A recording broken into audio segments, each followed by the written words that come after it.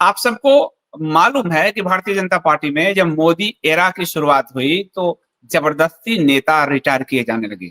उनके गुरु लालकृष्ण आडवाणी को मार्गदर्शक मंडल में ढकेला गया।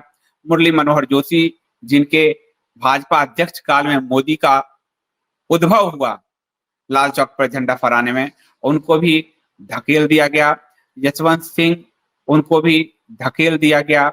सबको, और कहा गया 75 साल के आप हो गए हैं, अब आपकी आवश्यकता पार्टी को नहीं है, मार्गदर्शक मंडल में रह के आप मार्गदर्शन कीजिए।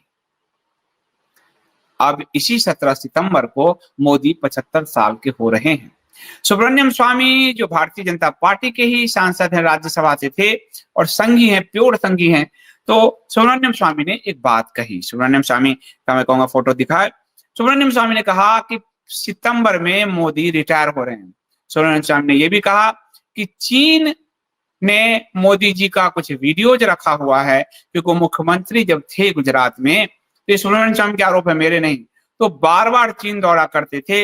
यही कारण है कि चीन आदि के समक्ष मोदी कुछ नहीं बोल पाते, घुटने टेकते हैं। यदि अगर आपको देखा जाए तो चीन ने जो भारत पर हमला किया, उन हमारे भारत के भूमि को हड़पा, डोकलाम विवाद हुआ और करीब 4000 स्क्वायर जो मील है उतना जमीन वो तिब्बत आपको लहासा आदि में लेने की बात आई। कई जो पेट्रोलिंग पॉइंट है हमारे चले गए, ये खुद वहां के एसपी की रिपोर्ट में है। फिर भी मोदी चुप रहे और बोला कोई आया नहीं, कोई गया नहीं। इसी पर सुब्रमण्यम स्वामी ने हमला किया कि चीन के पास इनकी फाइल है, वीडियोज है, जो भी कहा सुब्रमण्यम स्वामी ने, और इसीलिए ये चीन पर चुप रहते हैं। लेकिन सिर्फ चीन पर क्यों, आज 22 बार ट्रंप बोल चुके हैं कि हमने भारत पाकिस्तान के युद्ध बंद करवाए और ट्रेड की धमकी देकर, व्यापार की धमकी देकर बंद करवाए, वहां भी मोदी चुप रहते हैं। मोदी तो बांग्लादेश के आगे चुप रहते हैं। बांग्लादेश का जो यूसुफ है, वो जो वहां का जो वहां की अभी अमेरिकी सरकार चल रही है, उसने क्या कहा, उसने कहा कि चीन को आओ भारत को बांट लेते हैं, नॉर्थ ईस्ट की 7 स्टेट बांट लेते हैं। फिर भी मोदी जी चुप रहे। यानी हर कोई धमका रहा है भारत को और मोदी चुप हैं और डमडम निगाह ढोल पीट रहे। दूसरे देश में जाके या तो गले में फीता पहन रहे हैं अवार्ड के, या फिर ढोल पीट रहे हैं। ऐसे में सवाल उठता है कि मोदी पर ये सुब्रमण्यम स्वामी ने किस आधार पे कहा कि वो सितंबर में रिटायर होंगे। संघ प्रमुख मोहन भागवत ने ये बात पुनः कहा है, और ये बात उन्होंने जो कहा है ये नागपुर में, यानी संघ के मुख्यालय की धरती में कहा। और मौका था Moropant Pingle, the architect of Hindu resurgence, यानी उनकी पुस्तक का लोकार्पण था और वहां वो एक सार्वजनिक सभा को संबोधित कर रहे थे। इस सभा के दौरान भागवत ने मोरोपंत पिंगले की कही 75 साल में रिटायर होने की बात को छेड़कर नरेंद्र मोदी को संकेत साफ दे दिया है।